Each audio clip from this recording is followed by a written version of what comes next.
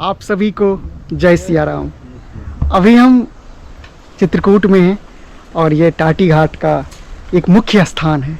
यही प्राचीन स्थली है, तपोस्थली है। माँ मंदाकिनी की कलकल धाराएं बह रही है और माँ मंदाकिनी की ये धाराएं और उसके ऊपर ये संत की कुटिया सच में एक विलक्षण वो जगह होता है जिस घाट पे संतों का कुटिया हो और संत लोग रहते हैं और यहाँ पर तपस्या करते हैं, ध्यान करते हैं और आजीवन प्रभु के शरण में रहते हैं। तो चलिए हम आपको ये कुटिया दिखाएंगे, कैसे संत लोग जंगल में रहते हैं, भोजन प्रसादी बनाते हैं, भजन करते हैं और प्रभु के समीप अपने जीवन को रखते हैं और मस्त होकर के जय सिया राम की धुन में लगे रहते हैं। तो चलिए, यह एक कुटिया है, ये आप देखिए और यहाँ पे कुछ संत लोग रहते हैं। तो हम आपको वो जगह दिखाते हैं ये कुटिया का और इसमें संत लोग रहते हैं। देखिए यहाँ पे कितना आनंद आ रहा है। जंगल में आप बहुत आनंद है, प्रसादी बनाते हैं। हाँ वहाँ प्रसाद बना रहे हैं। क्या सब आज भोजन प्रसादी में बनेगा? आज दाल चावल और फुल्का। अच्छा अच्छा। हाँ यहाँ बनाने में तो परेशानी भी होती होगी क्योंकि एक जंगल कोई परेशानी नहीं है। सीताराम। अच्छा, कोई परेशानी नहीं। देखिए जंगल में ऐसे ही संत भगवान टिक्कर बनाते हैं और यहाँ पे तो कितना आनंद आ रहा है प्रभु की भक्ति करने में। बहुत आनंद आता है क्योंकि कब आप घर को त्याग दिए? घर से कोई मतलब नहीं। कब त्यागे घर? बहुत पहले ही। अच्छा, कितना दिन हो गया? कोई पता नहीं हमारे लिए। तो अभी किसकी याद आती है, भगवान श्री राम की या घर की? दरबार में आए तो भगवान की याद आएगी और किसकी आएगी? भगवान की। अच्छा, और दोनों टाइम भोजन बनता है? हाँ। और कितना आनंद आता है जंगल में आपको? बहुत आनंद है, भजन करते रहो, आनंद लेते रहो। अच्छा, भगवान का घर है, बोलो।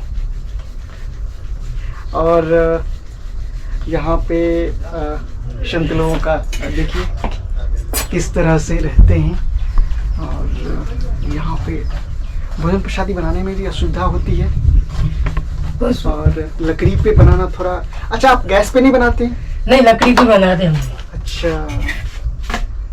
बनवासी राम है तो बनवासी राम के भक्त भी बनवास की तरह ही रहते हैं और देखिए किस तरह से यहाँ पे चूल्हे पे बना रहे हैं।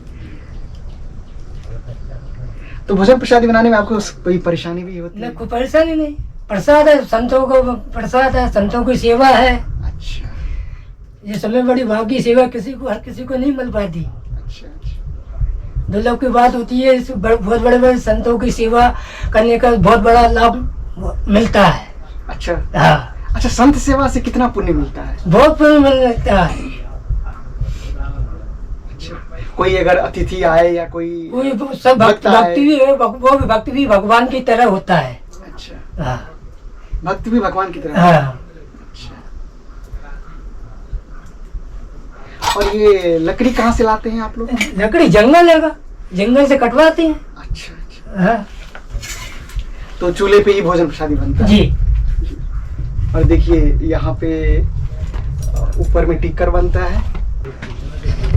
देखिए किस तरह से टिक्कर बनाते हैं। इसमें तो गर्मी भी लगती होगी? नहीं, गर्मी नहीं, मिट्टी का है ये।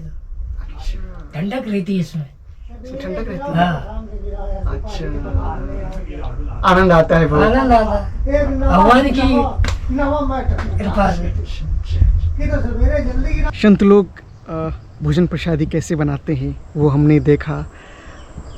वो कुटिया थी और कुटिया के सामने हमने आपको दिखाया था ये माँ मंदाकिनी है और माँ मंदाकिनी हर वक्त बहती रहती है और यह एक जंगल है, पुराना तपोस्थली और इसी तपोस्थली पे ये कुटिया था। ये कुटिया का चारों भागों का दृश्य है और ये सामने एक छोटी सी बना हुआ कुटिया है और संत लोग जंगल में कैसे रहते हैं वो आप देखिए। और इस तरह से अभी जो यहाँ के मुख्य संत हैं वो सामने भी बैठे हैं और ये सौभाग्य है मेरा। सीताराम प्रभु जी। प्रभु जी, मुझे इस तपोस्थली के बारे में बताइए। ये एक प्राचीन टाटी घाट है और मुख्य यही घाट है, तो ये एक तपोस्थली के बारे में बताइए जो कितना सिद्ध स्थान है। ये टाटी घाट ये जंगल है जो कि जानकीपुर और कामतानाथ से अनसुईया जी के बीच में मंदाकिनी के तट पे पड़ता है। यहाँ पे संत आज से नहीं अनाद काल से यहाँ पे तपस्या करते आए हुए हैं और आज भी संत यहाँ तपस्या कर रहे हैं, जो कि आज इनके चैनल के माध्यम से ये कुटिया, जो कि यहाँ जंगल में पहले कोई पेड़ के नीचे संत भजन किए, कोई कैसे भी भजन अनुष्ठान नियम किए आके संत, तो यहाँ पे सबसे पहले हमारे गुरुजी श्री श्री एक हजारा श्री अयोध्या दास जी महाराज जी के पहले एक और संत उनके श्री काका जी लगते थे। गुरु परंपरा में काका जी बोलते हैं उनको। गुरु जी के गुरु भाई जो हुए काका श्री हुए, तो वो यहाँ पे इस बेलपत्र के पेड़ पे वो सामने दिखाइए, वो बेलपत्र है। अच्छा, उस ये सामने बेलपत्र में कनपा बना के मचान बना के उन्होंने यहाँ पे भजन साधना किया। उस समय जंगली जानवर शेर भालू ये सब आते थे, तो पेड़ के ऊपर मचान बना के भजन करते थे, जिससे कि जानवरों से क्षतिग्रस्त न हो। और खाने का फल फूल पत्ती जैसे भी यहाँ कोई भोजन बनाना का कोई ऐसा कोई सिस्टम पहले संतों का नहीं था। वही हम अभी पूछने वाले हैं, जो जंगल में संतों का रहन सहन कैसा रहता है, क्योंकि भारत में प्राय आश्रम के संत तो लोग देखते हैं, लेकिन जंगल में कैसे रहते हैं ये चित्रकूट के सिवा बहुत कम जगह भारत में है और मुख्यतः चित्रकूट में ये स्थान पे खास करके है। तो जंगल के संत कैसे रहते हैं बिना सुख सुविधा का?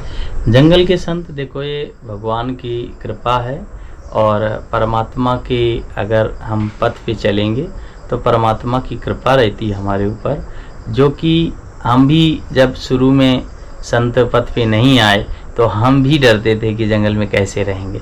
जब परमात्मा की गुरु जी की कृपा हुई, जब हम इस दिशा संस्कार लिया और जब इधर आए तो हमको भी सर्प और बिच्छू ये भालू ये नाना प्रकार के जीव जंतु मिलते थे, जिसके कारण हमको भी डर लगता था। जहाँ प्रभु वो गुरु की कृपा होती है वहाँ डर खत्म हो जाता है। तो डर आज ना सब जंगल में संत जो रहते हैं तो भगवान की कृपा, उनके हनुमान जी कृपा बनाए रखे हुए हैं, हनुमान जी उनकी रक्षा करते हैं। और ऐसा नहीं है, आप भी कोई भी साधक है, वो जंगल हो या चाहे जहाँ हो, वो कहीं भी साधना कर सकता है, जंगल में भी रह के साधना कर सकता है। वो डरने की कोई आस्था नहीं है। अगर परमात्मा में उसकी आस्था नहीं है तो वो जरूर डरेगा, और परमात्मा में आस्था है तो नहीं डरेगा। उसको परमात्मा ही पद दिखता है, उसको डर का जानवर जीव जंतु को नहीं, क्योंकि कहा नहीं गया सिया राम सब जग जान करहु प्रणाम जोर जुपन। तो सब जीवों में भगवान का वास होता है। तब तो गृहस्थ जीवन में भी कोई डर होता है और किसी जी का भय रहता है, शोक भय मृत्यु, पर प्रभु का नाम ले तो कुछ नहीं होगा, मतलब डर नहीं, प्रभु का नाम आप गृहस्थ जीवन में भी प्रभु का नाम लेके और कभी कुछ नहीं होगा, क्योंकि परमात्मा उनकी हर पल हर समय रक्षा करते हैं। मन में ये रहता है जो कल क्या होगा, कल क्या होगा, कल कुछ नहीं होगा। परमात्मा के सहारे छोड़िए, कर्म कीजिए। इस शरीर से जो क्रिया होती है, क्रिया के माध्यम से हमारा कर्म बनता है। हमारा कर्म क्या है? कर्म हमारे दो हो जाते हैं, एक अच्छा होता है, एक बुरा होता है। हम अगर किसी भी व्यक्ति को इसी हाथ से एक रापट मारते हैं, वो कर्म क्रिया हो जाती है और वही कर्म बन जाता है आगे चल के। हम अगर इसी हाथ से किसी को प्रेम से फुसलाते हैं तो वो हमारा अच्छा कर्म बन जाता है और वो बुरा कर्म बन जाता है किसी को मारने पे, तो हमको वो फिर आगे चल के प्रारब्ध बन जाता है जिसका हमको खुद ही भोगमान करना होता है। अच्छा, प्रारब्ध वही बनता है, वही प्रारब्ध कर्म बनता है। मतलब प्रारब्ध हमारे हाथों से ही निश्चित है, जी मतलब जी, हमारे हाँ कर्म हाँ से। हाँ, अपने अपने शरीर द्वारा जो किया हुआ क्रिया जो होती है, देखना, हाथ चलना, खाना पीना, मारना, मतलब जो इस शरीर से क्रिया होती है वही हमारा कर्म है। मतलब सुख या दुख यही कर्म और प्रारब्ध हाँ, के अधीन सुख है। दुख जो हमको मिलते हैं वो हमारे द्वारा किए हुए कर्मों के द्वारा ही दुख सुख का प्रारंभ है। इसीलिए हम इस जानकारी हमें नहीं हो पाती, उस अज्ञानता के मार्ग हमारे पास है, वही सच्चा मार्ग नहीं मिलता, उसके वजह से हम अज्ञान की ओर भागते हैं। तो हमको जो हमको अनुभव हुआ, जो हमको मिला, आज हम जिस जगह पहुंचे, जिस श्रेणी में पहुंचे हैं, हम बहुत खुश हैं और परमात्मा की हमारे ऊपर कृपा, हनुमान जी की कृपा है और हनुमान गुरु जी की कृपा है, जिसके कारण हम जो बैक हमको जो था, हम जिस घर में जन्म लिए, कहाँ सोए, कहाँ जागे, कहाँ कुछ, कहाँ एजुकेशन किया, क्या किया, जॉब भी हमारी लगी रेलवे हम में। वही पूछने वाले थे, जो आप वो गृहस्थ जीवन से कैसे वैराग्य कैसे तो उत्पन्न हुआ? ये वैराग्य के बारे में तो मुझे 4 दिन में ही वैराग्य हुआ है। कैसे? अभी तो आप युवा ही हैं। हाँ, ये ऐसा हुआ कि हम एक्चुअली ये ग्रेजुएशन करके पीजी किया, पीजी करने के बाद फिर हमारा रिसर्च 2 सेमेस्टर से चल रहा पीजी था। किए थे? पीजी हमने यहाँ ग्रामोदय विश्वविद्यालय से की और हमारा जो जीवाजी यूनिवर्सिटी ग्वालियर से हमारा चल रहा था रिसर्च, और हमने ग्रेजुएशन कानपुर से किया है और 12वीं भी कानपुर से किया है। फिर आपको रेलवे में गए? रेलवे में हमारा 2018 में हुआ था।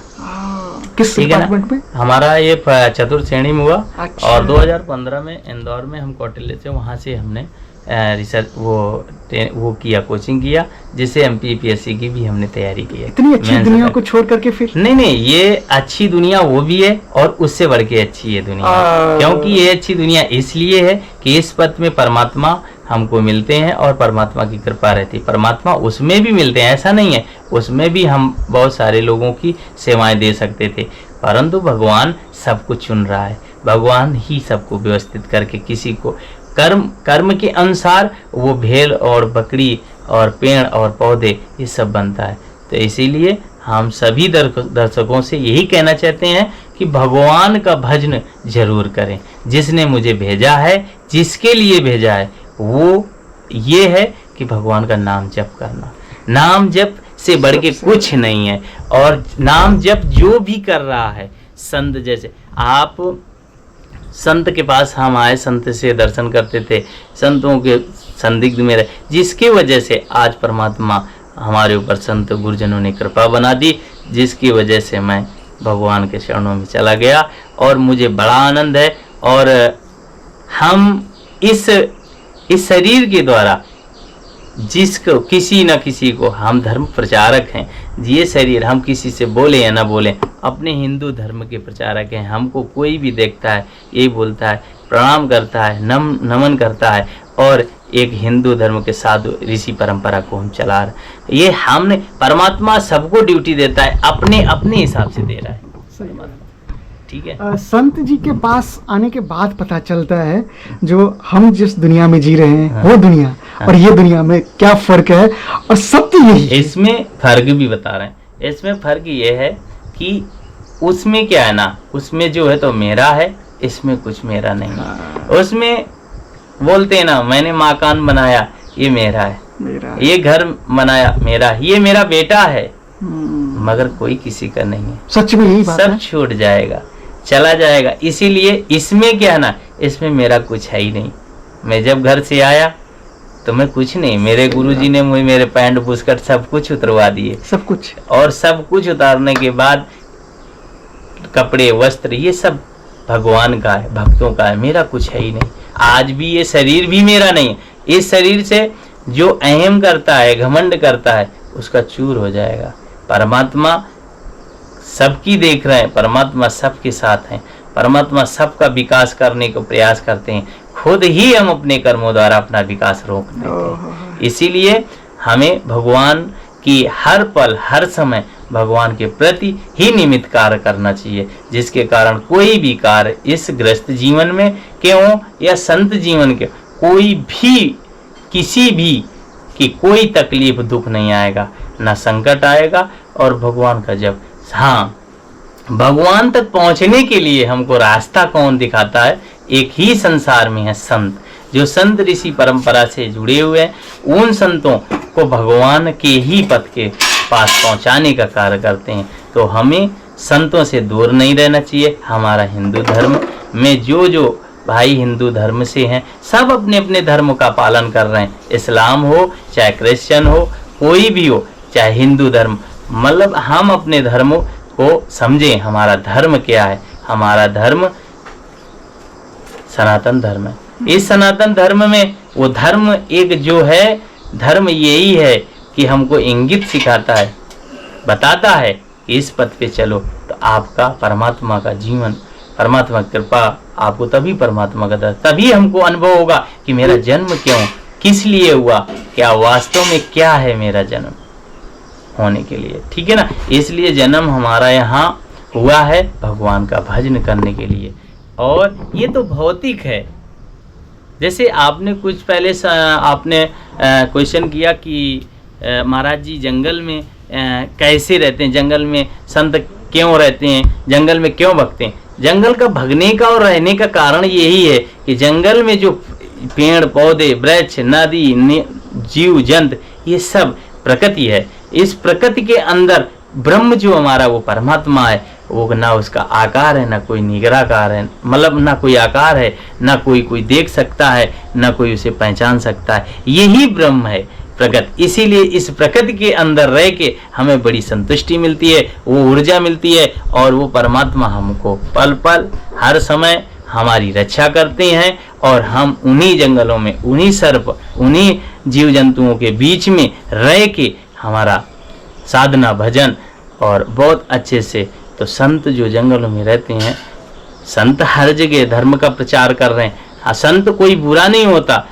हम अपने को देखें, संत की अगर हम निंदा करते हैं, संत की गलत संत के बारे में बोलते हैं, वो आपकी भूल है।